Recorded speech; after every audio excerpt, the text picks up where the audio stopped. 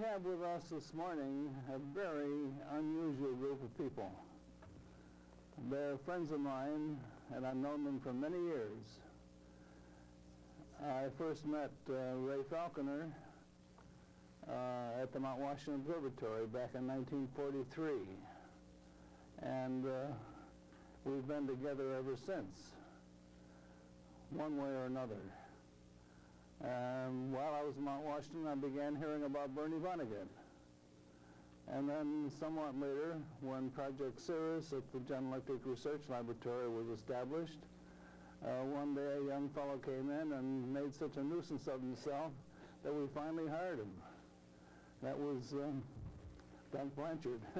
And it has been a marvelous relationship ever since. And in fact, nowadays we have lunch together every Monday noon. There have been many things related to the Atmospheric Sciences Research Center which we have not covered in the other discussions which we have carried out as individuals. And we thought that it might be worthwhile to have an interchange between the four of us, talking about old times and some of the things that happened in the early days of the university relationship with the Atmospheric Sciences Center. And I'm going to start talking about something I'm not really sure any of the others knew about or know very much about. Shortly after we established ASRC and the university trustees approved our charter, we learned that there was a television station wanting to get to the top of the mountain and erect a very large antenna. And this just horrified me because we had had experiences trying to run equipment on the top of Mount Washington some years before, and the presence of a radiation source gave us considerable trouble with some of our electronic gear. So we talked over the problem. It was a very serious problem because there was a lot of pressure on the state to permit them to occupy the summit. We finally decided to write to friends of ours within the community of the atmospheric sciences and apparently atmospheric electricity, and ask them to send letters to the university commenting on this possibility. Something like 50 letters went out, and 50 letters came back, every one of them supporting our views. And after several rather intensive sessions with the Department of Environmental Conservation, they refused the permit to this television station, and we had overcome our first emergency.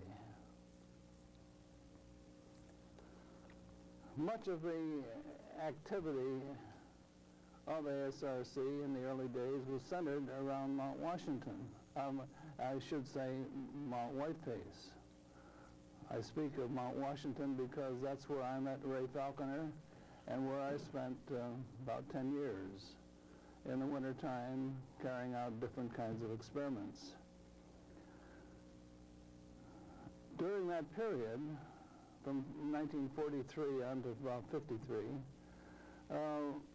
we had one occasional contacts with the summit of Mount Washington carrying out some of our special research, and I knew that it was a very choice place for an observatory. And when I went with the university, one of the first things I suggested was that we develop a program related to the summit of Mount Washington, Mount Whiteface. In the process of doing that, we of course ran into all kinds of problems, but with Ray Falconer at my side, we gradually got our foot in the door. We found the old Marble Mountain Lodge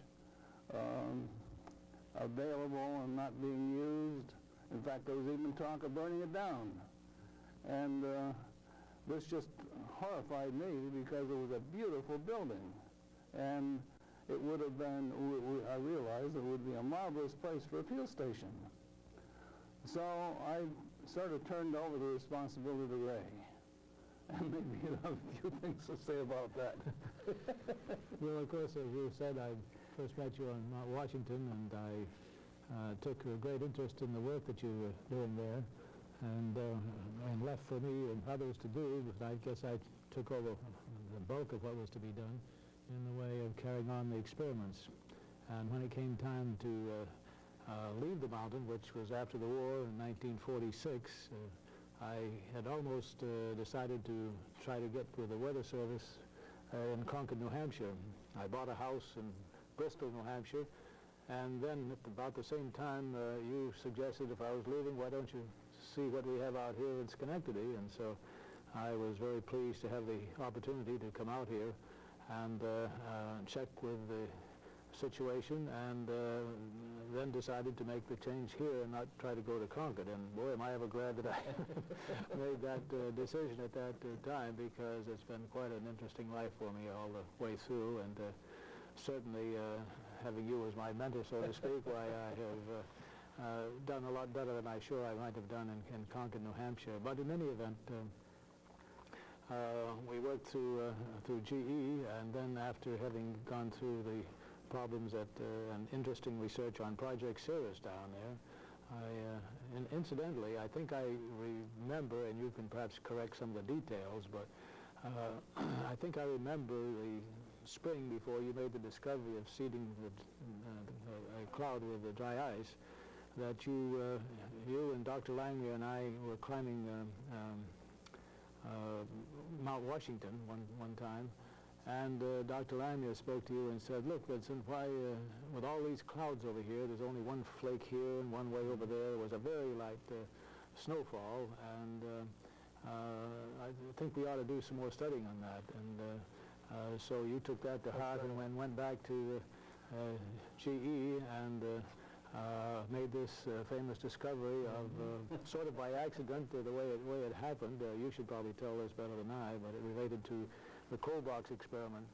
I remember it very vividly. We were getting our breath after climbing over Langshead.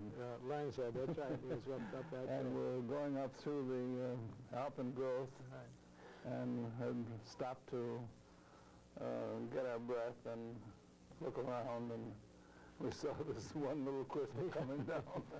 Well, then to go on a little bit further, there are other parts of it, but to follow that through, in the summertime, I remember you coming up to the mountain, I think along in August, and saying, gee, I think I've made a terrific discovery. I think we're going to be able to control the weather and modify clouds and things like that. You were sitting on the bed there in the grouper room, I guess, and made this announcement, and I didn't, I wasn't fully aware of all that it might mean, but then later in November was when you made your famous trip with dry ice to drop on the cloud over Mount Greylock, and successfully seeded that cloud and causing it to dissipate, cloud about 4 miles long or something like that, and by dropping dry ice pellets out of a small plane that you flew in. And Dr. Lamier was watching from the airport at Schenectady, and so I felt that always that I was in on the initial wheels turning that produced that famous experiment. And then to get to Mount Whiteface, of course, after having worked for many years at the research lab, and there's so many stories there that would bring these fellows in, but you asked me. Let me just interject one little observation I made shortly after. Shortly after I found the dry ice effect, Bernie Bunnigan came up with sobriety. And I took some flares or something of that kind up to Mount Washington, and you and Ken Gould were seeding the clouds up there. That's right. I remember one picture that we were doing that, and whoever it was, Ken, I guess, maybe because he was taller than I was over the top of me, and someone referred to him as Big Stoop because there was a cartoon character at that time called Steve Canyon, or no, I don't know what it was, but anyway, it was an amusing little thing. But we did try out the players up there. Yeah, right. Another time, we had Bernie up there with his truck and silver iodide generator to do this. We went all around the mountain and up, I guess, as far as we could. I'm not sure how far we got up. I forget just what time of year it was, but I have pictures of the vehicle and so forth. I think that was the time when Bob Smith, Johansen, and I were up on the top.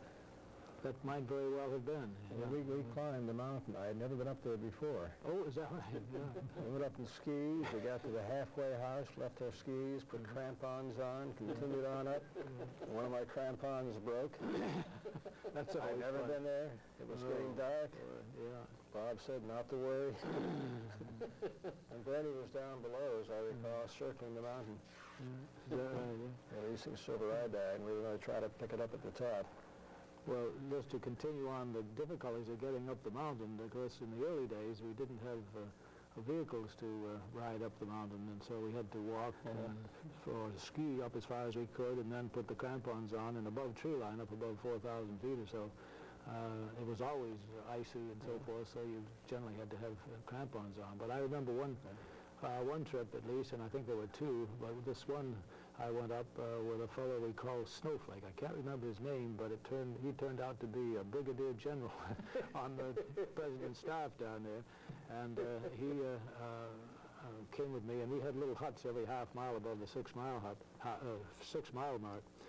With telephones in them to get to the summit if we needed help, but not always did they work in that very cold weather. And we had hidden cans of orange juice. They were frozen, whether they were concentrated, I don't know, but they were frozen when we would get them, and we tried to light the gas heaters to melt the ice, the drink, and get that. But on this particular occasion, we had struggled up, I don't know, 4 hours or so to get up to the 6 mile, not the 6 mile, but up to near the halfway house. But as we went up, it was getting worse and worse. The temperature was down around 8 to 15 above, I guess.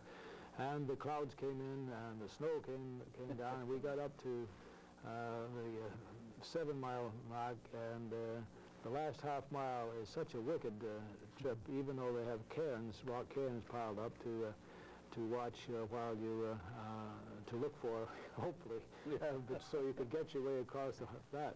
But it was so wicked that I decided that we were taking our life in our hands to go down. And in the meantime, I had seen white patches on this Snowflake fellow's, I can't remember his name now, but he'd been at me, not remember it. But in any event, I decided that we shouldn't make the trip, and so we got to the 7.5 mile mark and turned around and went all the way back down. It was a shame because all that effort of 4, 5, or 6 hours getting up there, and then we had to do the same thing over again the next day.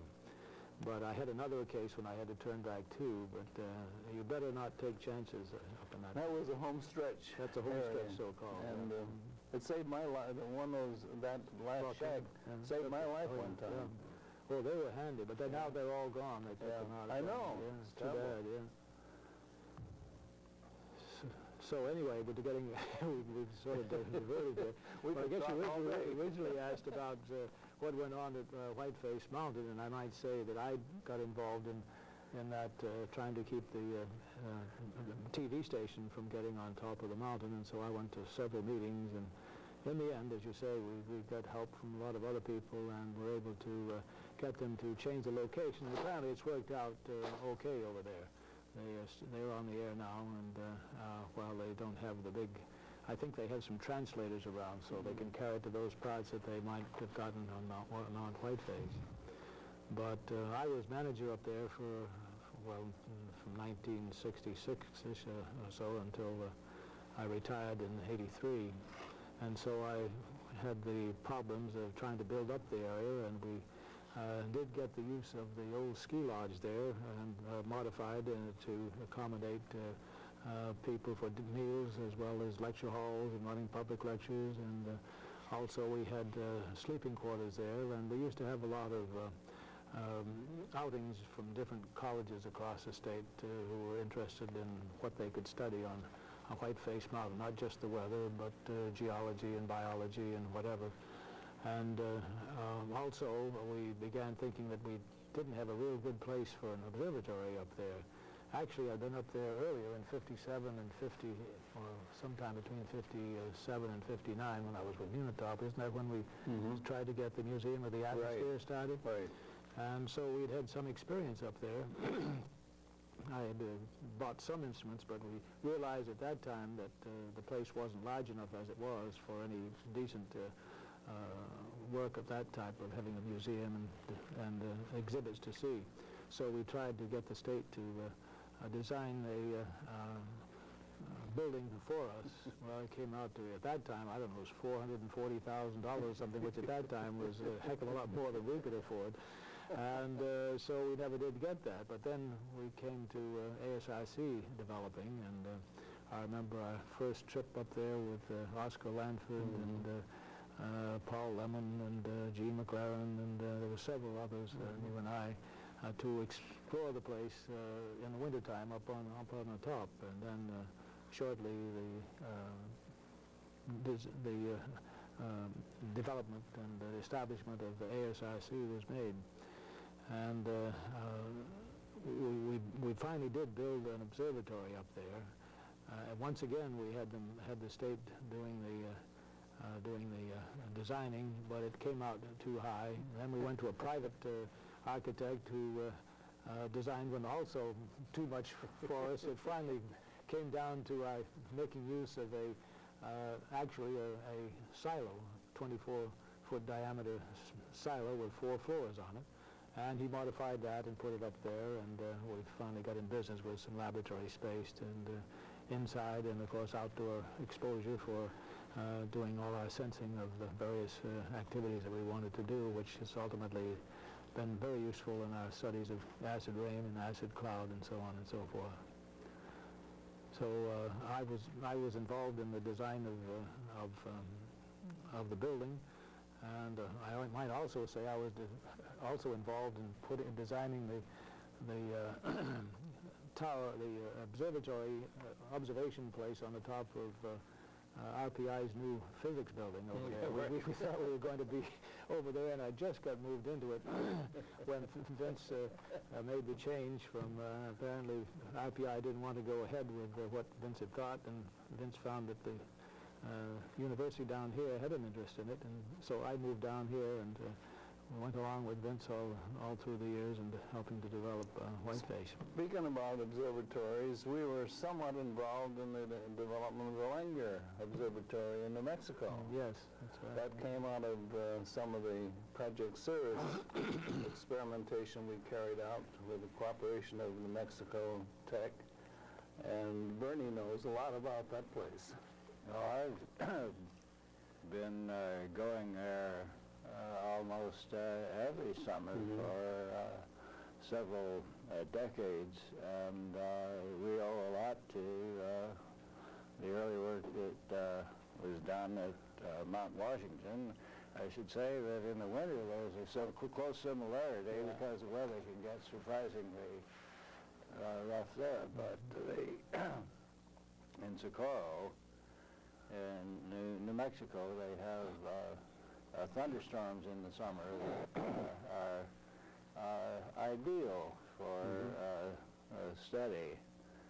And this is a facility that is used by groups from all over this country and all over the world.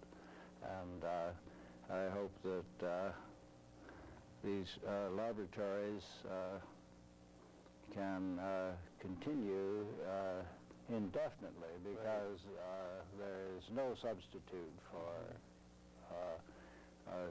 field measurements. And one of the nice things about Langmuir Laboratory is the number of alumni from it, youngsters, some in seniors in high schools, some undergraduates that work there, and there's no substitute for working in the field. And Charlie Moore, a very dear friend of yours, was very much involved in that development too. I had a letter from him yesterday.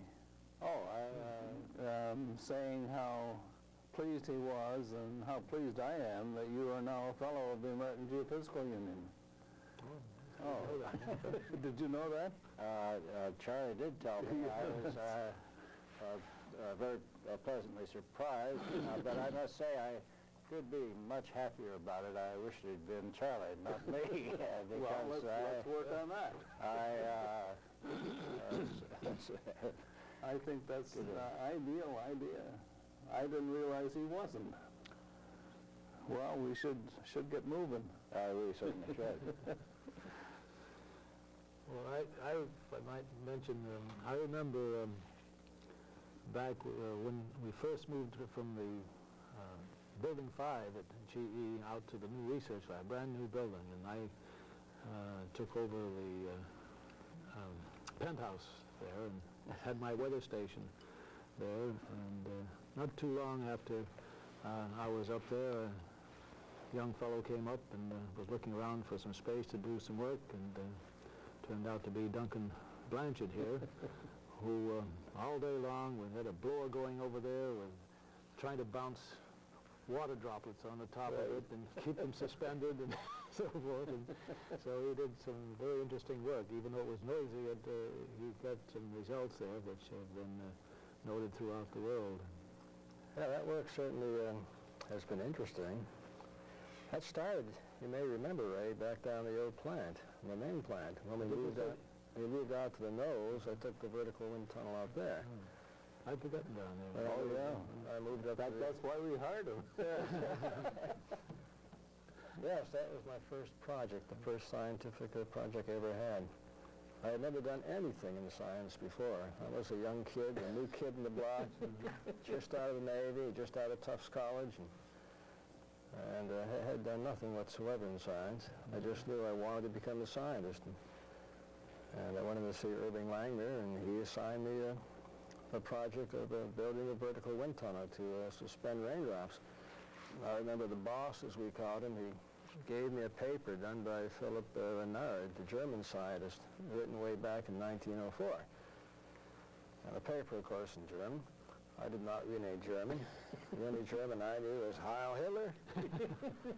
And I got it translated, and I went on from there, and I built the vertical wind tunnel. And was it patterned somewhat after his? In some respects it was, except the thing I introduced that he had not was to use some screens, some fine screens to eliminate the turbulence. He was not able to get rid of turbulence.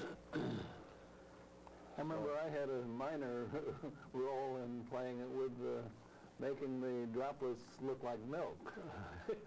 Yes, you certainly did. I recall the struggles I had trying to take the pictures of these drops which are being suspended in that vertical airstream. You take a picture and often you just see highlights on the drop. And I was getting more and more frustrated. I guess it was you, Vince, that suggested I add a pinch of silver nitrate. Right. I would react with the sodium chloride in the water to give you a milky white precipitate. And so the drops did indeed look like milk, but they were water drops. And everything was quite successful from that point on. I was up there, I saw my first UFO. Do you remember? Were you there that time? I was looking out and a B-17 was flying around. And as it got off to the north there, looking out the window, all of a sudden something black, an object of some sort, came floating out of the back of it, and I could see that for several seconds. I called some of you back, and I say, I don't know if you were there, or it was Chief Wells, or what was the lieutenant's name at that time? I can't remember. Hubert? Hubert, yeah. And anyway, then all of a sudden I realized what it was, and some people need to be careful when they're looking for UFOs. My one eye had got concentrated on a spot on the window, a spot of dirt. And that was the thing I was seeing, but I was also focused on the other, and it worked out just right, so that I was seeing that thing moving around and didn't realize what it was for a while. So you had your paper already written and you had to retract it. That's right. Jens? Yeah. I was thinking about the Project Cirrus work, the cloud seeding work that arose from your discovery.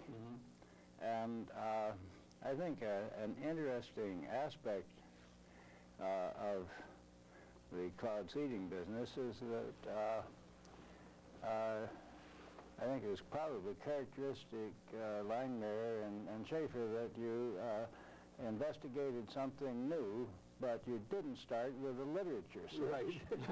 And I think that there are disadvantages to that, and also big advantages to that. I wonder what your that was general in Langmuir's procedure, wasn't it? That's right. In fact, one of the first things I learned from him was that if you're looking for brand new ideas, you don't go to the literature, because the literature will lead you astray very frequently. And the most striking example was when we were working on the smoke generator for producing artificial fog to hide civilians and troops during World War II. I had successfully run a generator on top of the building, gotten all kinds of trouble because of it, but I had just finished a beautiful run with just the right size particles and everything, and Langmuir got a letter from England warning us against using any water with a system like that, because they'd killed 5 or 6 people in one of the laboratories at Cavendish, at Cambridge. Well, I had just finished using water, and it worked beautifully. And I, of course, took the proper precautions, and which they hadn't done. Because when you have something that has a temperature of 450 degrees Celsius, and you put any water in it, you have an explosion.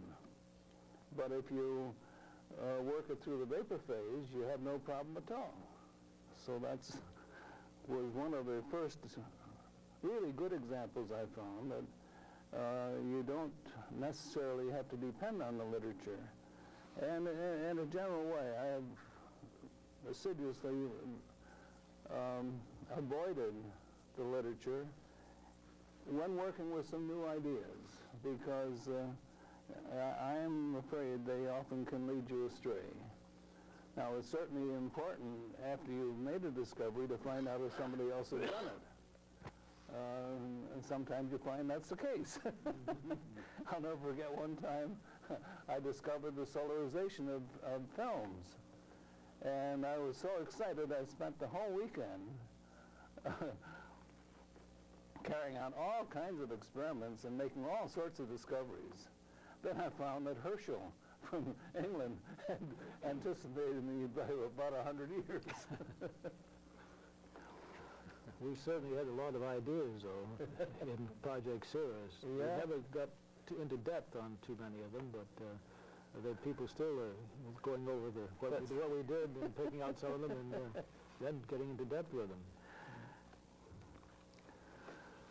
Well, it's a very intriguing idea that what science is all about and how you go about doing it, and it's so different than the conception that most young people have as to how science works. So a lot of them think that you set out a problem and you head toward it and you solve it, and that isn't the way it works at all. You blunder along, and by using Langmuir's technique, you don't head for the objective. You go this way and you go that way, and in the process you find the bounds of the problem, and then that permits you then to focus in on it.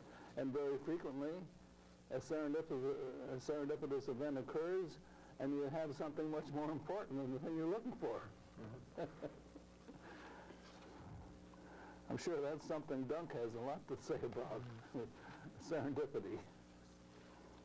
Well, as you know, I've been interested Sure, in serendipity for many years, I learned the meaning of the word from you and from Langer, and the art of profiting from unexpected occurrences. And that indeed is at the heart of all of science. And I think all of us got into science that way. Yeah. I don't think any of us, well, in the atmospheric sciences anyway, I certainly didn't plan on being an atmospheric scientist when I was a kid. I got into it because, well, I had an interest in skiing. When I had my second assignment at the research lab, so I came on in the summer of 1947. I was hired by GE. And I had at that time, of course, the test engineering program was going full blast. And they decided to start this pioneer project, the test physics program. Take a bunch of young kids like myself and give you 3 months here and 3 months there and 3 months someplace else. I had finished my second assignment, didn't quite know where to go next. And that's when I ran into Bob Smith Johansson. I had done a lot of running in college, and I had done some downhill skiing, so I thought it'd be fun to combine the two into competitive cross-country skiing. And Bob Smith Johansson said, gee, that's great, I want to do the same thing too. And he would come down from, he was working with you people, and he would pick me up at noon hour. That's how gung-ho we were. We wanted to go out and do some skiing at noontime. It was time for my new assignment. This is where the serendipity came in. Bob one day said, why don't you come and work with us? And then we'll go out skiing at noontime. We can take off directly from our work, and I won't waste the 5 or 10 minutes picking you up. And I said, that's a great idea. What are you guys doing up there? Well, he told me roughly what we're doing. And a few days later, I went to see Vince. And I told Vince, sure, I'm interested in doing this kind of work. I think it's great. I'm waiting all my life to do atmospheric science. And a couple of days later, Vince told me I'd been hired on the project. And I think that, in retrospect, Bob probably told Vince that, gee, you better hire that kid. He's a skier. Vince is a skier. And almost everybody else is a skier, except Bernie here. So Well, Bernie has skied. yeah. He's had skis on. I recall he broke his leg in trying it. So serendipity got me into the atmospheric sciences, and I've never regretted it. But that brings up another question I'd like to ask you people.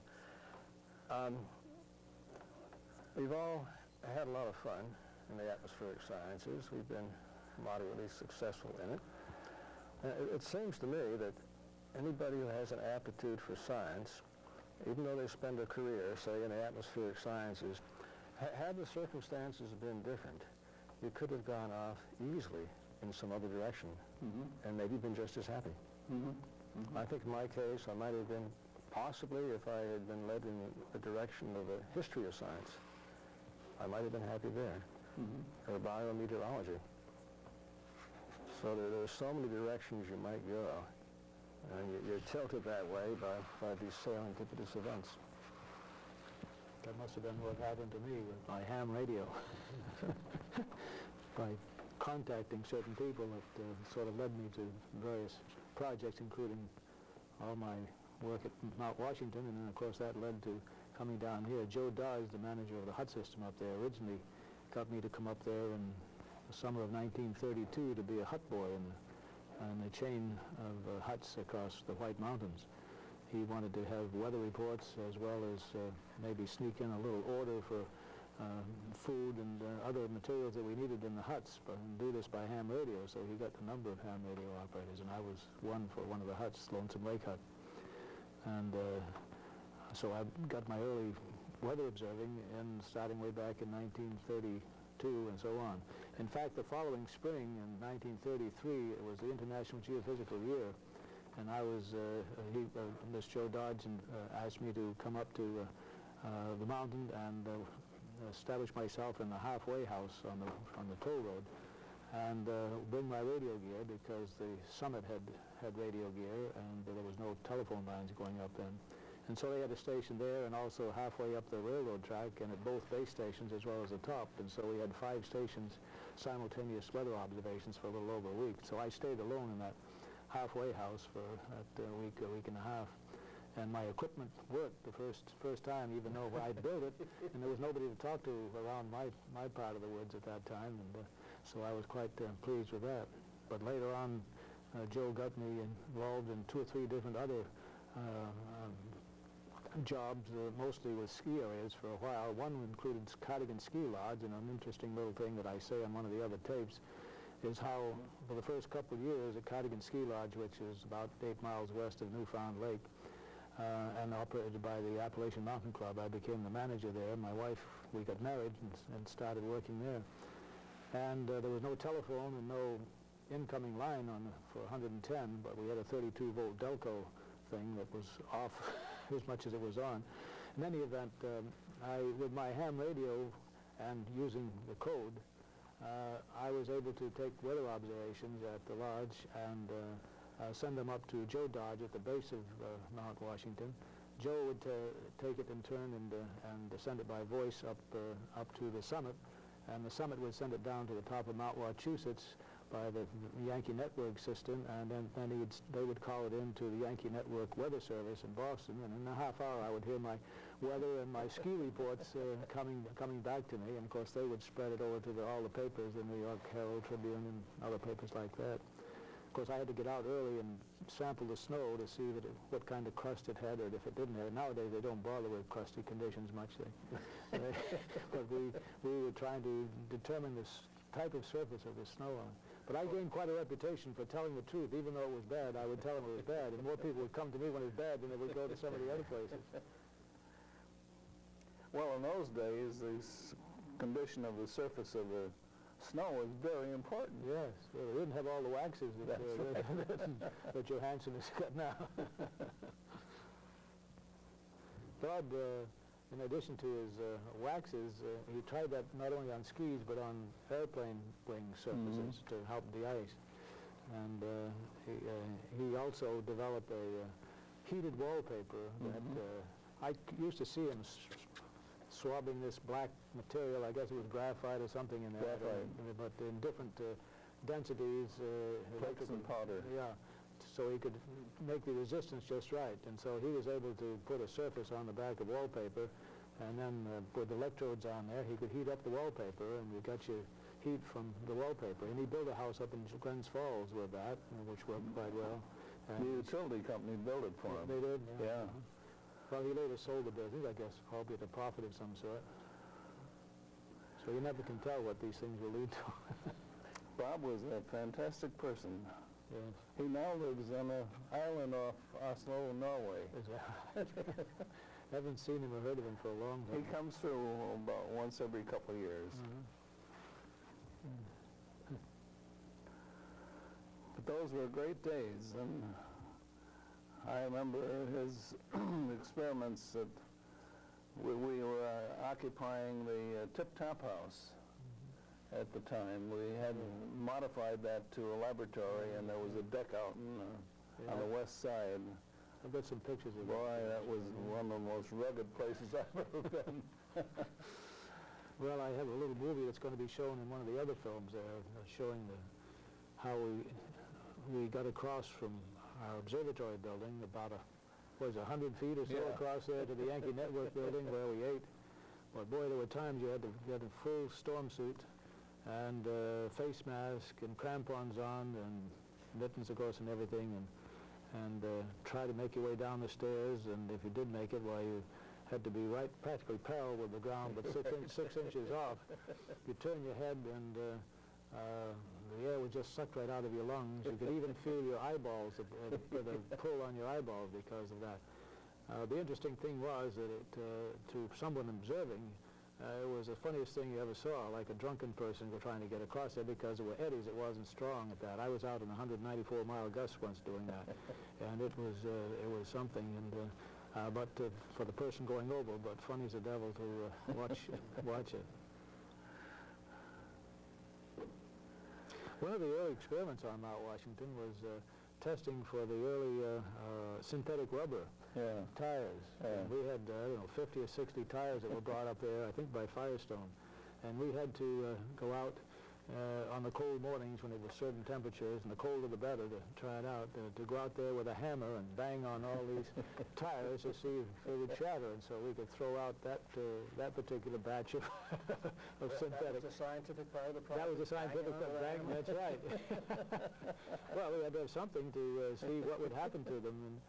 And then in the spring when we had to go down with them, we had all these tires, and we tied a rope so they were all tied one after the other, and then take two ends with another rope, and a couple of us on the front pulling those down over those drifts and things to get them down so they could check them out.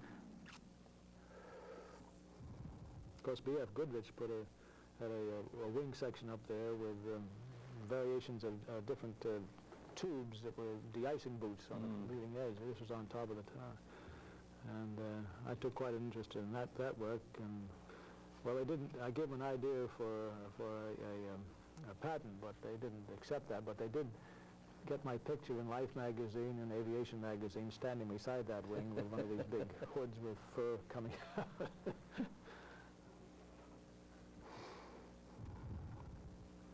Well, Bernie, you first came to my attention when you were flying in an airplane and testing out porous plugs. And some of the things you did were very clever.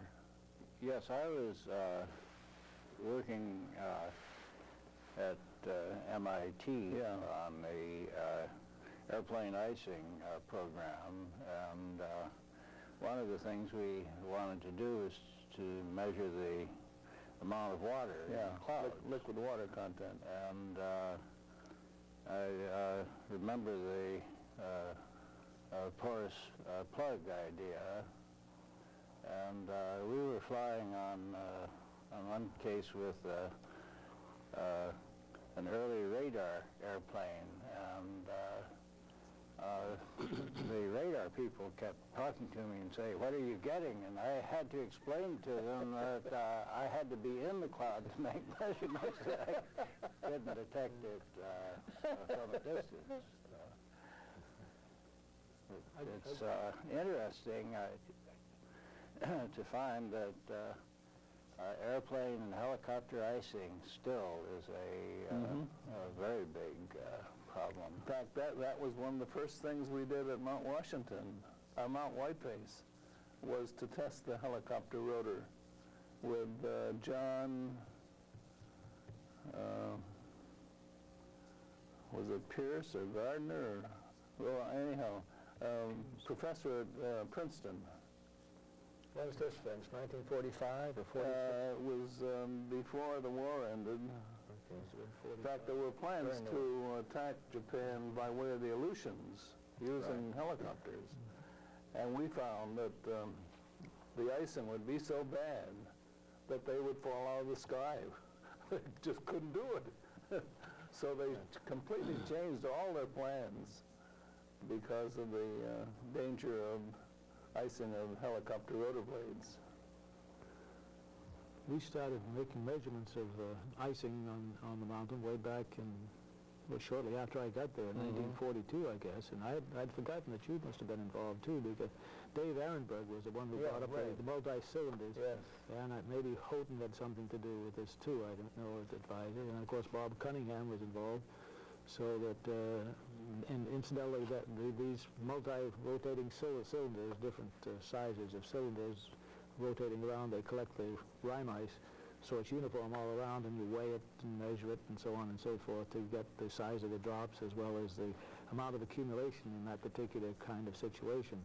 And they're still doing that today on Mount Washington. In fact, we built the ones that are still being used. Yeah, I think so. Yeah.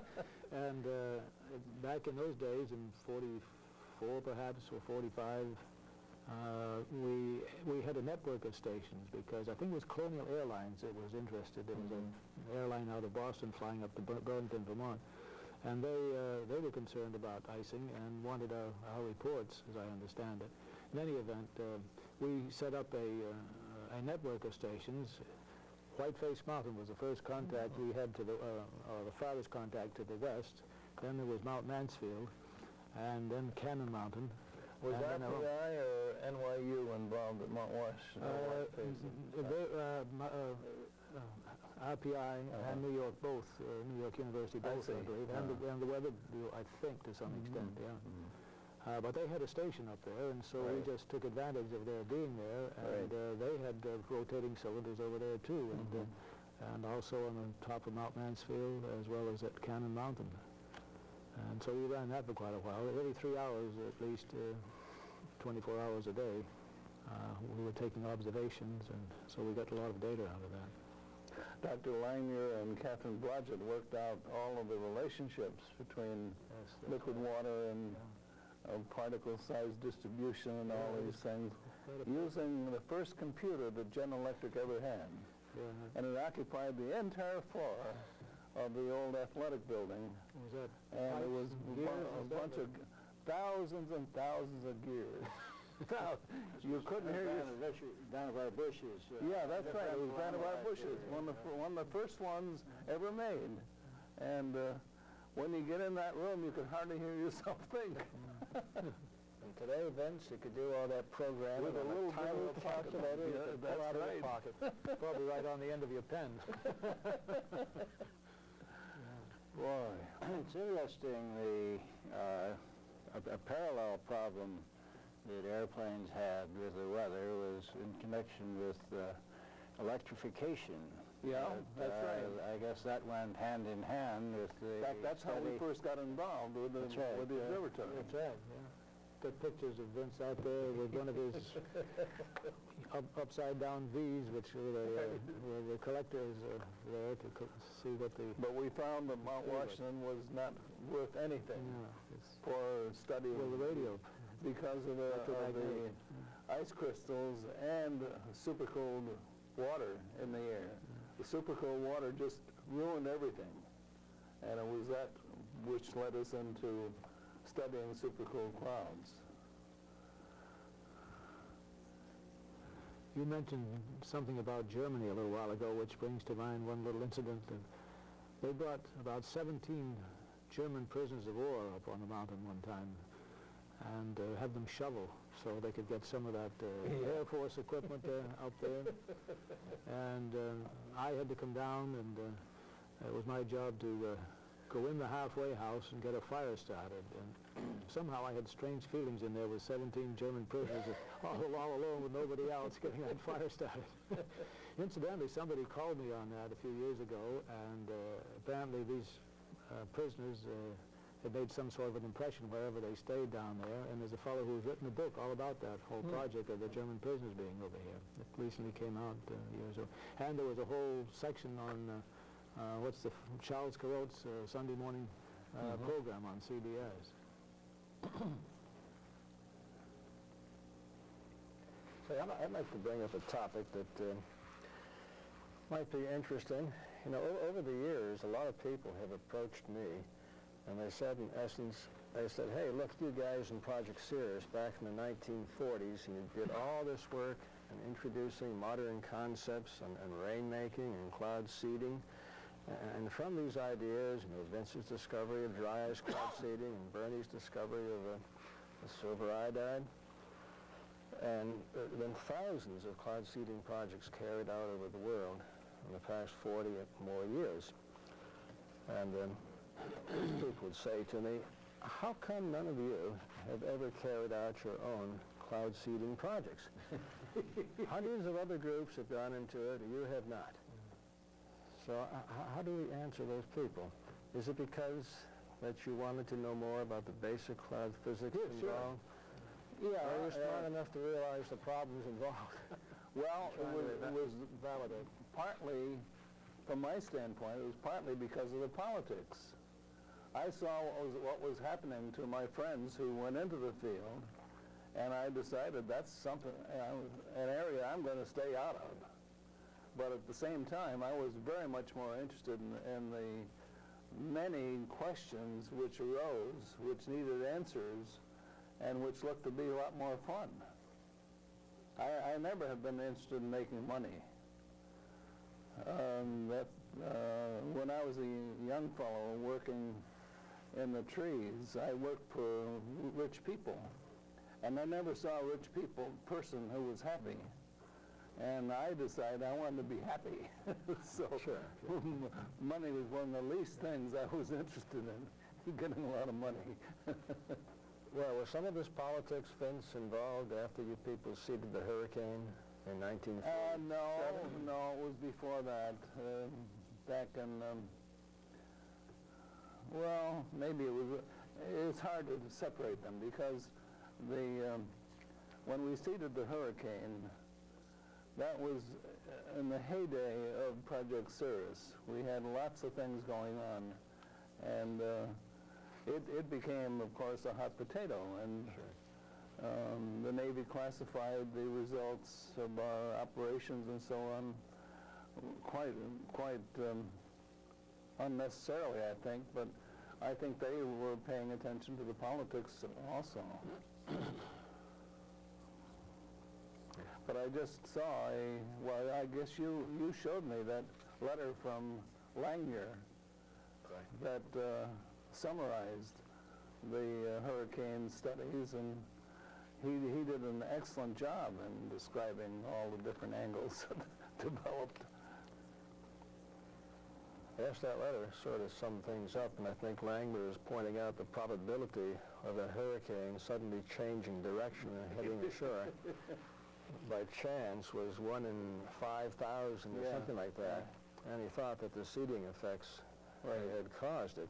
But he went on to urge that before any more seeding was done, that we ought to do an awful lot of study on the dynamics and the cloud physics involved. And I discussed this with Herb Reel in quite some depth some short time after. And we came to the conclusion that the only way a hurricane could be affected would be to get it before it became a hurricane. In other words, a hurricane seems to be related to the combination of two weather situations where the vertical stability or the vertical profile is very unstable. And when these two come together, that's when the hurricane begins. And the idea would be then to have a good forecast that a hurricane was likely to happen, and then try to interfere with the progenitors and seed them. I think this would work. I think this is in line with Langmuir's idea on divergent phenomena. Exactly. That, at the beginning, very small causes can play a big effect. That's right. In fact, it's very interesting to me to read about chaos nowadays. I mean, chaos is one of the dominant things people are studying. And yet chaos is nothing but Langmuir's divergent phenomena, as far as I can see. That's my opinion. Yeah. Well, these are all things that sort of brought us together in a way. It was, to me, a fascinating thing to watch the interplay between the staff that we assembled at ASRC and the way in which we interacted with each other, which was basically what Dr. Whitney at the research laboratory had established many years before.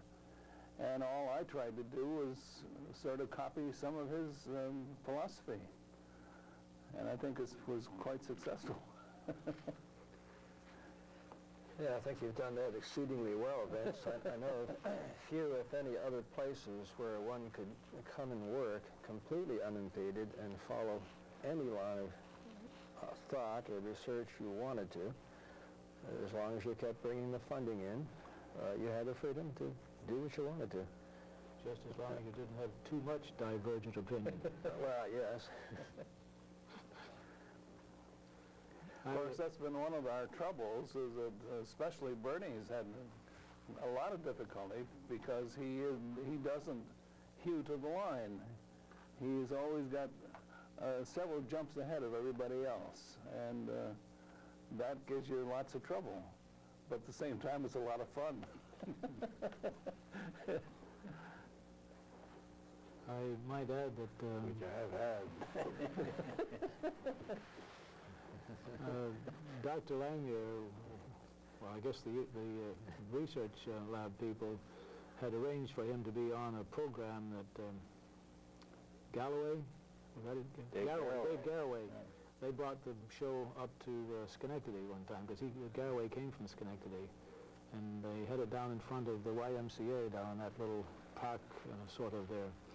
And it was my job to see that he had all the things that he needed and be sure that he was taken care of and no problems arose. And but his main topic was talking about that hurricane and about how it curved around and was presumably due to the seeding, which didn't make the Weather Bureau believe it any more than they had before, because they felt there was a big high up here in the northeast that was just keeping it from going farther to the east, and actually the southerly strong winds on its southern side were helping to divert it back over the country.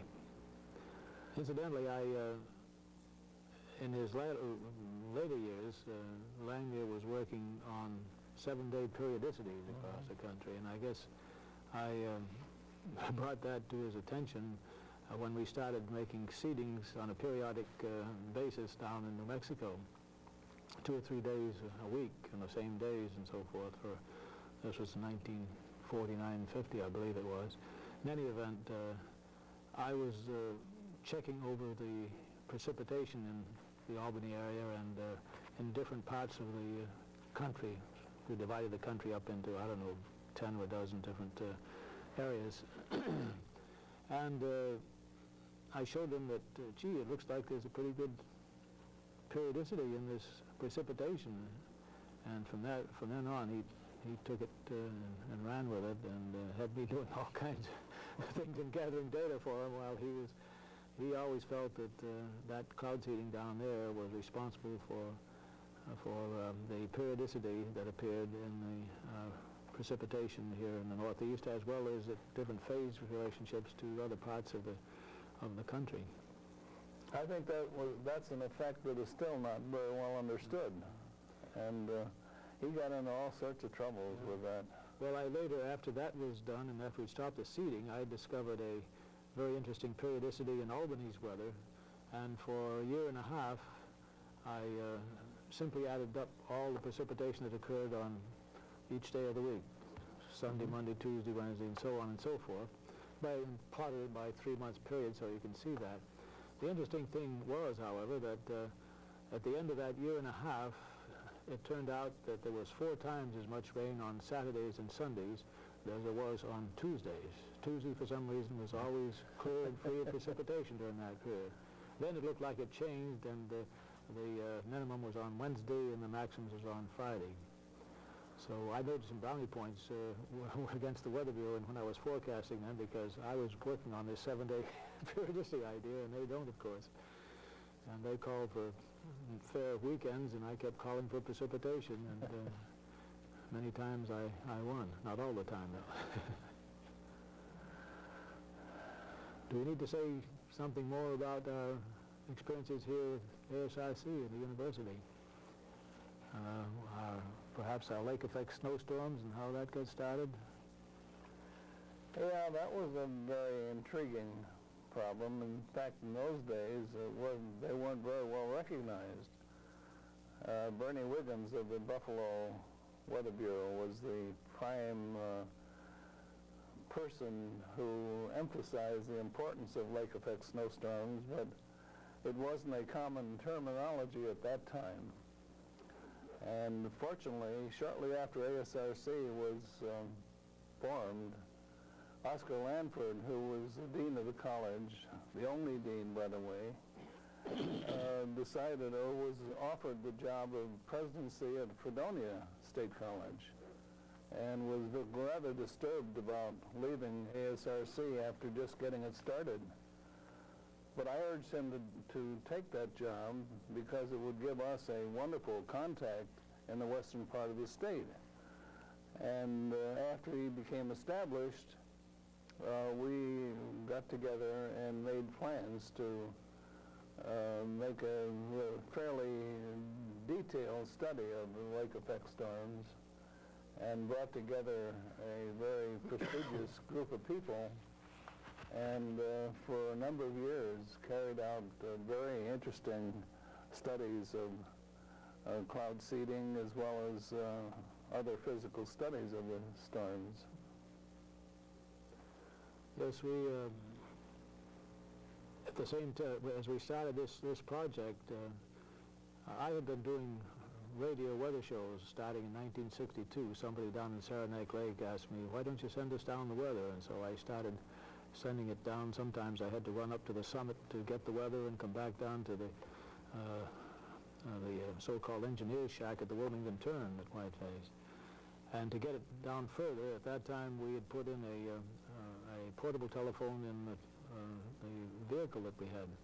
And so I would go down and send that information down to that station, but then other stations heard about it, and pretty soon I had quite a network of stations all across the state, including one out at Jamestown, on which I am still on out there after 27 years or so. On the first station at Saranac Lake, I've been on 29 years, and on WROW I had been on 23 years. WAMC, which I'm still on down here, it's about 24 or 5 years, I believe.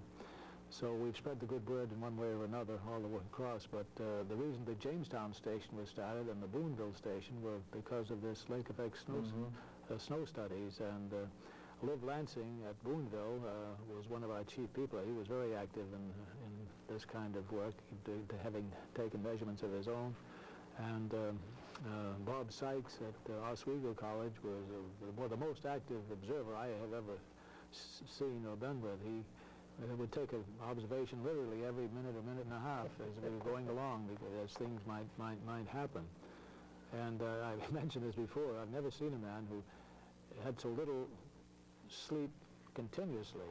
He would be up after a couple hours down, but when we would go out on the road servicing all these network of stations we had along the east end of Lake Ontario, we would service a station, get in the car, and the minute he got in the car, his head would go right down, and he would be asleep until we got to the next station. So he caught his little catnaps, you might say, all the way through. But a terrific observer, and he's still doing some of that out there. And so is Liv Lansing. Ray, you did these many thousands of broadcasts on the radio. You got a lot of fan mail, didn't you? Yes. From little kids and old ladies and old ladies and everybody. Over in Hoosick Falls, I forget what his name was. Jerome Bickner, was it? Jerome Bickner, yeah. And you're the one who pulled that little stunt on me. It was a very amusing thing. I can't repeat it all now. I could read it if we wanted to take time, but it was a very excellently done piece and humor and so forth about snowflakes and how fast snowflakes fall down. It was signed Jerome Bickner, and I didn't know for 7 or 8 years who it was that sent that letter until my retirement. And then you, Dunk, owned up to the fact that you'd been the one who sent that. At your retirement party. At my retirement party in '83. Well, you know, all that started because I had lunch with you in those days almost every day. Yes. Yeah. We go to the campus cafeteria, and you tell me about the fan mail you got, and you had one from this little old lady who kept writing letters to you on how she wanted to meet you. And, yes. And this went on and on. So I decided I'd write a letter to this little kid out in Hoosick Falls, and then Bernie knew about it. And yeah, Jerome Bicknell, he was a very bright 9, 10-year-old, and he had a grandpa who used to go in the outhouse every morning. And he'd be sitting out there in the outhouse, and he had a radio there, and he'd listen to you, make your weather forecast. And that was one day he noticed a snowflake coming down through a hole in the roof. And he would time it while he was sitting there. Well, the grandpa was doing better measurements than we were doing at ASRC. All that sophisticated equipment. And yeah, Bernie knew all about it. And he didn't tell me about it. Boy, that was... So we thought you about it. Yeah, I told you about it. I thought it was Jack Bird, JB. Yeah. So Jerome wrote you several letters over 2 or 3 years. He sure did. And they were as clever as I've ever written.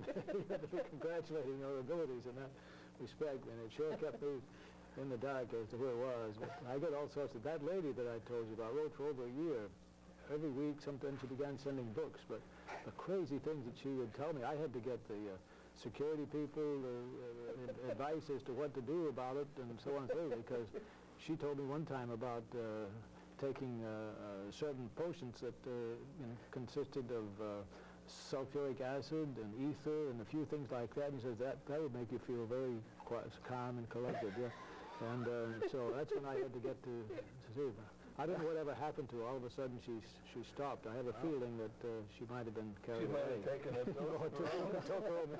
She originally thought that she had got word from Jupiter, Venus. Venus, I guess it was, because she found a little piece of foil or something in her yard, and she sent that foil to me to indicate that she received some communication from there. It was just a gum wrapper, that's all it was. But you get some crazy things. But I did receive one that I am so proud of. See, every morning I'm used to, I don't so much now because phones are automated, but I used to be in pretty good position with the telephone operators, and they would help me. In fact, I didn't have to tell them the numbers. That was every morning it was the same thing, and they would, I think they must have put a list down there, and they would just go ahead and do it. But I got a letter from the manager of one of the offices over here saying that he just wanted me to know that we here at the telephone company would really appreciate the way you have treated our people here, and we seldom get any compliments and treatment the way you have done it. And so I want you to know that we do appreciate it ourselves. So I'm holding that. Well, you know, that kind of treatment of people is so important and so rarely done that it gives you a powerful tool to make progress in many different areas. Well, I find that through the lecture series I've run all these years, I've met so many friends, and they come back from time to time. As I have said elsewhere on these programs that we're doing here, that there's, the last count was around 78,000 people, the total audience, counting them all up over the years. We had them at Whiteface as well as Lake George, and then from 1970 or so down here at the university. And they continue to be very, very popular. Of course, the radio stations, I figured I've done almost 60,000 broadcasts of 4.5 to 5.5 minutes, including broadcasts from strange places like Yellowstone Park, where you have to get up at 4 in the morning to get things started, and telling them little anecdotes about what happened among the animals out there. They like that. The time I almost missed the plane somewhere in the middle of the night. I think it was in Texas or Nebraska or someplace we landed. And I thought there would be time enough to do my broadcast. At first I thought I wouldn't, but then I looked at the watch and, gee, it must be about time. So I went in, I told the fellow at the gate, don't go off without me now. I've got to do this broadcast. And so I got my information and made up a broadcast, and was only halfway through it when I heard the plane revving up. And I said, oh boy, I got to do something. So I made a short broadcast that morning, and I ran out, and they were just pulling the ladder away, you know, from the thing. The thing was all closed up, and I said, oh, I've got to get on there. All my clothing, and it was cold. I didn't have my jacket on. It was everything. And the guy said, oh, you can't go out there. And I said, the heck, I opened the door and went out there, and I made those guys put the ladder back up, and I got in. But that was one of my shorter broadcasts. Usually they're much longer. I remember it was you who were out in Yellowstone, one of Vince's field expeditions out there one winter. And I stumbled into the cook shack early one morning, about 6 o'clock, and you just finished your broadcast, and you turned around and said, hey, Dunk, you're going to Iceland to chase a volcano. And I said, yeah, Ray. And you're going to southern Slobovia. I was half awake, and you had heard about the Icelandic volcano. Oh, yes, yeah. And sure enough, just a month or two later, why, Bernie and I and Charlie Moore and others are on a plane to Iceland to investigate that volcano, Surtsey, that rose through the sea. I'll never forget, you were the one who first announced it, at least to me. Well, we had some good times out there among the animals. That was amazing to do that, especially when after evening seminars, we would go down to Old Faithful and turn on the floodlights and we'd do some seeding, and then several people would take collectors' slides and whatever to go downwind to see if we could see what kind of results we got, whether we got some conversion of the water droplets to ice crystals. And sometimes going down there, what you thought was a rock suddenly jumped up and ran off, a big elk or something. That kind of took the wind out of your sails for a moment. One of the persons that I wish was sitting here with us is Austin Hogan. Yes. Austin was one of our top experimentalists and field men, and he went all over the world getting measurements of particulate matter and things of that kind, and even had a station on Pitcairn Island, and had the chief local person. Some of the Christians? Yeah, one of the Christians. Reserve a period of the day for him to talk to him on the radio. And Austin had some fascinating stories to tell. And I went with him on a trip on the research ship Meteor, run by the Germans, managed through Chris Junge, one of our old friends. And he and I were on the ship for several weeks, and we're bunkmates. And even today, the bunks on these research vessels are extremely small. And I sure had my time accommodating my size to the bunks. But we had a lot of fun. Learned a great deal about the air quality of the Atlantic Ocean, and went up toward Greenland and off of the Azores, and had quite a fascinating time. Yeah, I think Austin was probably the first to really pull together all the data on haze and condensation nuclei over the world ocean. Right. I recall he came out with some very nice maps for the Atlantic and the Pacific, showing how far out the pollution and condensation nuclei levels would extend. And he carried out the basic philosophy of the Atmospheric Sciences Center, in that he gave lectures to the Maritime College, and saw to it that when a student graduated, he would get some equipment. And this student frequently went on as a first mate or some other thing on a tramp ship, and would then make measurements on a daily basis and send the data to Austin whenever they got to port. And that way, Austin built up a fantastic collection of equipment, of information on the air quality of the oceans, which is the best that I think is in existence even today. He's an excellent researcher and observation. And he and I put together this program with Tommy Henderson, where we had Tom, with Tom Duckering, his chief pilot, fly all over the United States on definite routes, measuring the air pollution in the cities and at various elevations above the ground, and this way learned a great deal about the air pollution characteristics of the United States. Had many dozens of measurements, so probably some of the best data that's ever been collected, which has never been published, unfortunately. We have all the data, and one of these days it ought to be put together as a historical document and nothing more. Well, speaking of public relations, or were we? At ASIC, after we'd been established 2 or 3 years, I guess, and people had projects going, Sorrel Chesson here at the university was in charge of Community University Day.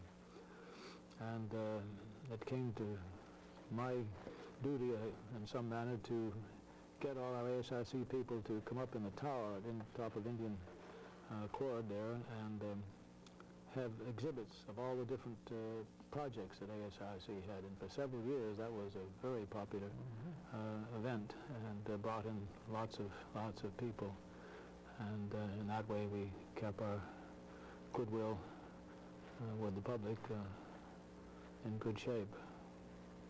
I've been wondering, Dunk, how the annual reports of ASRC are going to be established from now on, now that you've retired.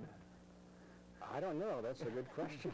As you know, I've been doing all the ASRC reports for 21 years, I guess.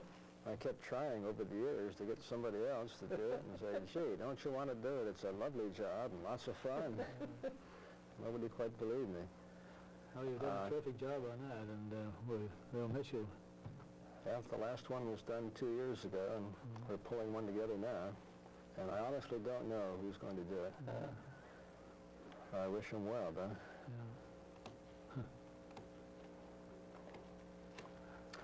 Now, I have a new job. As you know, I'm the new kid in the block here. I just recently retired about a month and a half ago, at least from my regular research studies. And I'm going off into historical work. I've got a book I want to write. Not on Jerome Bicknell and his grandfather. I could do that, I suppose. But Wilson Bentley, you know, the guy in Vermont, that farmer, 100 years ago, who took the world's first photomicrographs. He was quite a remarkable guy. I've written a number of articles about Bentley, and I think there's material there for a book, because he's the type of a person. He had about a 4th grade education. He was one of these exceedingly bright people who went out and did things with what he had. He worked in the farm. He was part poet. He wrote this beautifully lyrical literature when he was writing for the general public, and yet he could change gears and write for the scientific crowd. And I'm going to get a book done on him. This may take me 2 or 3 years to do, but this is what I'm going to be doing in the next 2 or 3 years. I think it'd be a fascinating book. There was an article in Yankee magazine that's dated January 1990. I called Dunk because I just saw it in there. It's all about Christmas in Jericho. That's right. And it has pictures of Bentley and in there. Yeah. Well, what have we forgotten?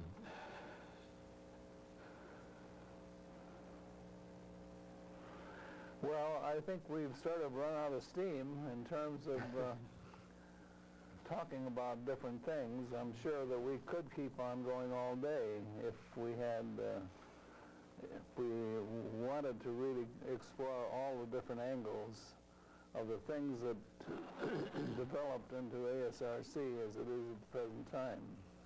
At the present time, we're more than doubled in size. Our budgets are now up in the millions of dollars, and we have, as far as I can see, about the same attitudes that we have nurtured over the years. And I certainly hope that everything continues along this line, because it's unusual to have the kind of program that ASRC has represented over the many years that we've been in existence. And I wish other research groups could follow some of the basic philosophy that was originally developed by Dr. Whitney at the Research Lab of General Electric. And because to me, that is the most productive way of spending science dollars. And when we find the problems we encounter with young people, it's because they've lost the vision. And the attitude that I first heard from Dr. Whitney and Dr. Langmuir, that you should have fun in whatever you do. And if young people just understood this, I'm sure we wouldn't have any trouble at all getting them interested in science, because that is the area where we have the most fun. These waters are my sky, I'll never reach my destination. if I never try, so I will sail my vessel till the river runs dry.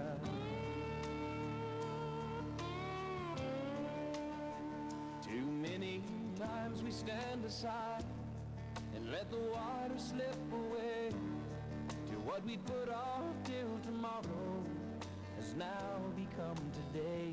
So don't you sit upon the shoreline and say you're satisfied. Choose to chance the rapids and dare to dance the tide.